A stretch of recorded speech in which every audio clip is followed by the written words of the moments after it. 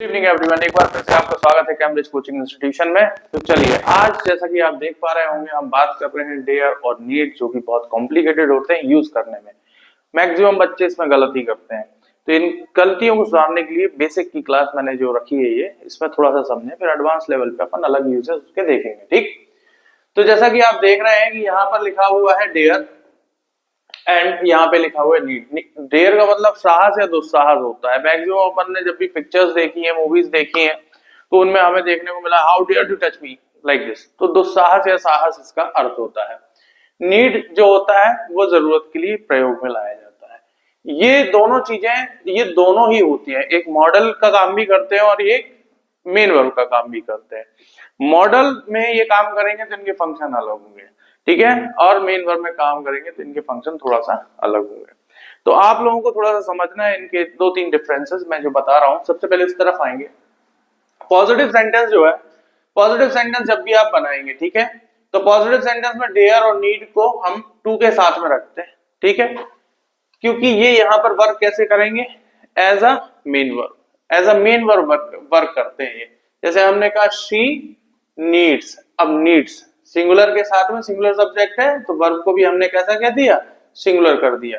तो दिमाग में रखने की बात है कि ऐसे ही एस जो है वो मेन वर्ब के साथ में लगाया जाता है ना। तो हमने क्या कहा कि she needs to eat food, तो हमेशा याद रखना है कि नीड और डेयर का यूज अगर आप पॉजिटिव सेंटेंस में कर रहे हो तो वर्ब के पहले उसमें टू, मतलब कि इसको इन्फिनेटिव वाले पैटर्न में हमें डालना पड़ेगा, ठीक है। दूसरा सेंटेंस देखें, Mohan will not dare to sing this song, clear. अब देखो यहां पर भी हम कैसा यूज कर रहे हैं इसको, मेन वर्ब, क्योंकि हेल्पिंग वर्ब तो विल नॉट है, विल है हमारी हेल्पिंग वर्ब, तो मेन वर्ब कहां पर आती है, हेल्पिंग वर्ब के बाद। तो हमने देखे डेयर मेन वर्ब के रूप में यहाँ भी आ गई, नीड यहाँ पे मेन वर्ब के रूप में आ रहा था, ये यहाँ पे मेन वर्ब के रूप में आया।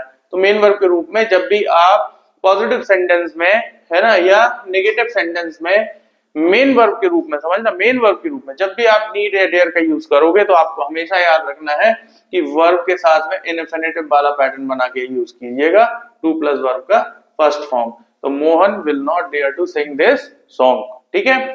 नेगेटिव सेंटेंस की हम बात कर रहे हैं तो एज मॉडल, एज मॉडल्स अगर यूज हो रहे हैं ये, तो आपको नेगेटिव सेंटेंस में एक चीज दिमाग में रखनी पड़ेगी कि जब ये मॉडल के रूप में यूज हो रहा है, क्योंकि ये नीड लिखा है, नॉट लिखा है, नॉट कहां पर लगता है, नॉट लगता है हमारा जब भी हम किसी हेल्पिंग वर्ब को या मॉडल को यूज करते हैं, तो उसके बाद में हम नॉट लगाते हैं सेंटेंस को नेगेटिव बनाने के लिए। तो आई नीड नॉट, तो दिमाग में रखना कि जब भी इसको मॉडल के रूप में यूज करना है इनको, तो आपको वहां पर फिर टू नहीं लगाना है, टू यहां पर गलत हो जाएगा। तो I need not cook food होगा सीधा सीधा, I need not to cook food नहीं होगा, ये गलत हो जाएगा। बात समझे।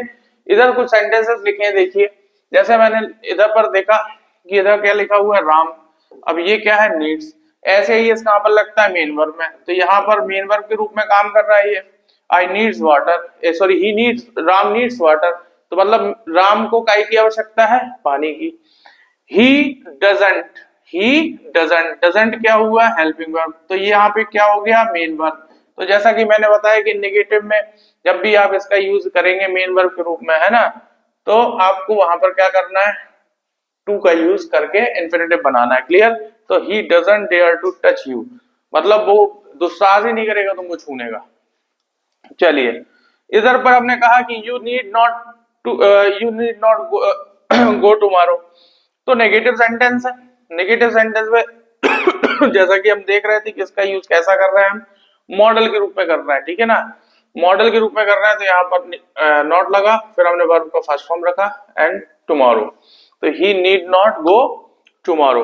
हम इधर पर बात कर रहे हैं कि I need go there, I need go there, अभी भी हमने पढ़ा कि पॉजिटिव सेंटेंस में अगर नीड का प्रयोग आप कैसे कर रहे हो, एज अ मॉडल कर रहे हो, मेन वर्ब कर रहे हो, है ना, तो यहाँ पर क्या है, यहाँ पर मेन वर्ब का पैटर्न बता रहा है, तो मेन वर्ब का तो हमें दिमाग में रखना है कि आई नीड, इधर पर लगा देंगे टू, टू गो देयर।